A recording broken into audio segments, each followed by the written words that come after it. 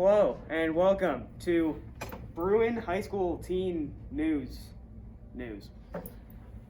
Today we have a special segment, I don't know what it's called. It's an episode where we're talking about the 7 habits. Habit 4 specifically. We're talking about win-lose and win-win and lose-lose. We've got a great show coming up, folks. So let's just get straight into it. First, we've got a segment, talk show, with none other than the author of the 7 Habits book. Let's go to that.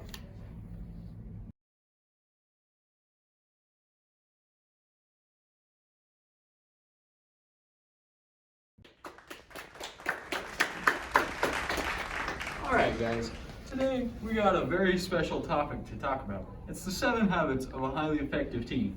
We actually have the author of the book in the studio today. I would like you to specifically talk on habit 4. That was probably my favorite one. Alright, well first I just need to point out that I wrote this book for all ages, 13 to 19. Anyway, habit 4 you ask? Alright, habit 4, one of my favorites. It's thinking about a win-win. What did you think about habit 4, special guest Steve? I liked it a lot. It taught me a lot. That's good. You know, habit 4 talks about thinking win-win. Let's use this story, for example, about a girl named Jimmy thinking win-lose. Well, this girl named Jimmy, she wanted to go to her friend's house, but her mom needed the car that night to go get groceries. And Jimmy really needed to get to her friend's house in time. So Jimmy's mom said, just have your friends pick you up. But Jimmy said, no, that would be embarrassing. Can I please have the car? And Jimmy's mom said, all right, fine, but you won't have any food tomorrow. You know, you may think that Jimmy has won this argument, or really she is lost, because she won't have any food tomorrow and will die of starvation.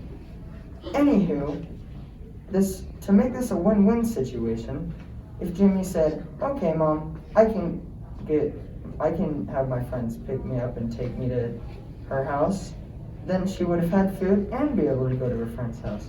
Anywho, what do you think of this story? I think a win-win mindset would be a lot better than a win-loss mindset. Very good. Anyway, back to you. Thank you for coming in today and speaking on this topic. Thank you for our special guest Steve for putting his input on the story at hand. And then this is all for this segment. On to you.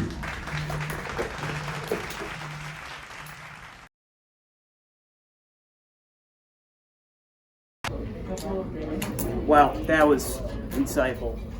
Great to have the author of this incredible book here today. Now we have a word from our sponsors, Gummy Bears, food that you eat by putting in your mouth and then chewing.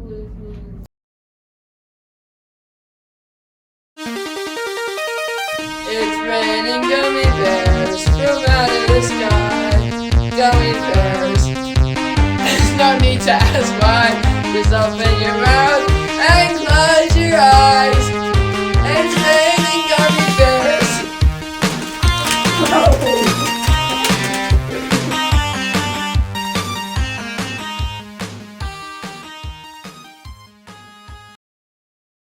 Welcome back, folks. Now we've got a great segment coming up after this, and looks like I'm being handed a special message by the producers here.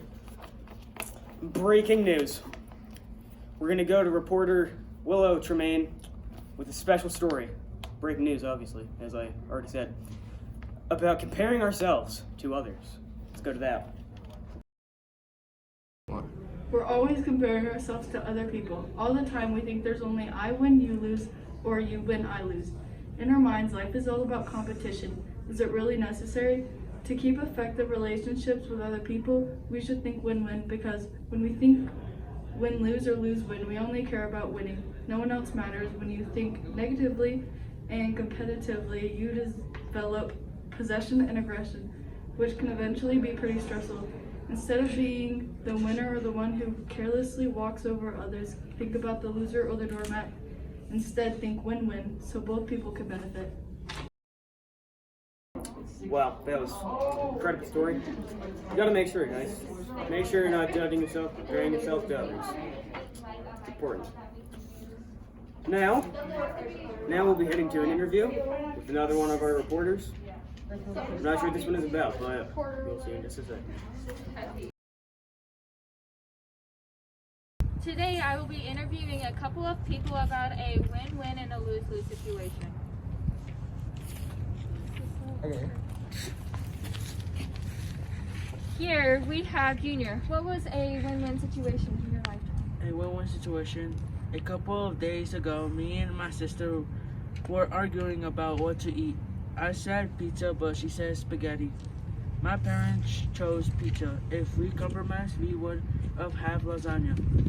And what is a lose-lose situation? in A your lifetime? lose-lose situation. I wanted to go to a friend's house, but my sister wanted to go to a party. While my parents had enough of us complaining and arguing, they said, "No, you're staying here, home."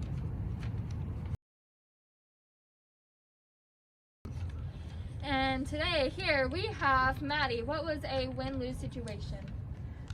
Today I had to walk my dog while I was encountered with another dog walker. I moved out of the way so they could pass. They didn't move, but yet they got splashed by a car. What was a lose-lose situation? A few days ago, I got into a fight with my friend about who had more money. Yesterday, we both gathered up our money and counted it. She counted hers, and we both had the same amount of money. And that is it, folks.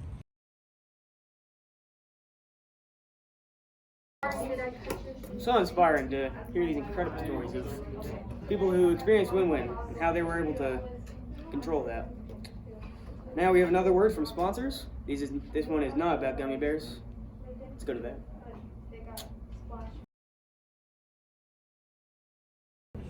This book is called The 7 Habits of Highly Effective Teens by Sean Covey. See, I think it's very hard-hitting. See, what about you, Isaac?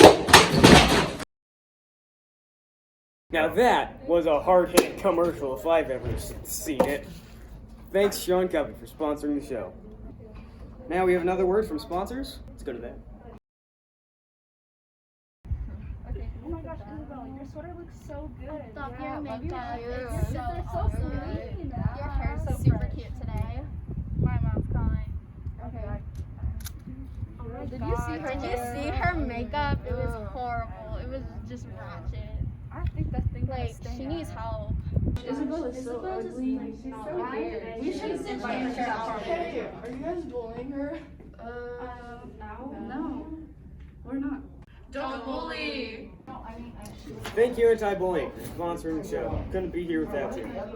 Now we're heading on to weather with our two special weathermen, Shad Weatherboy and crew, Peter Snow Rain Hail. This just in. The frontal lobe is in panic mode.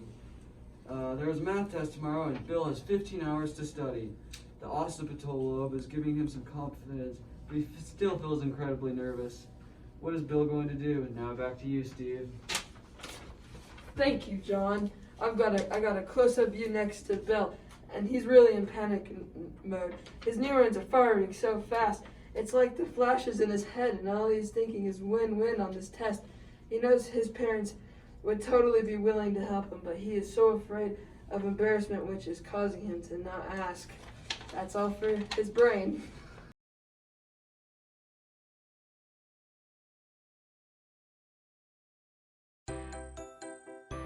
An experiment has been performed in which two people got to share $100. Person A got to divide the money in any amount he wanted it. For example, he will take $75 and the other one gets $25. Now it was up to person B to decide whether they both got the money. What do you think happened?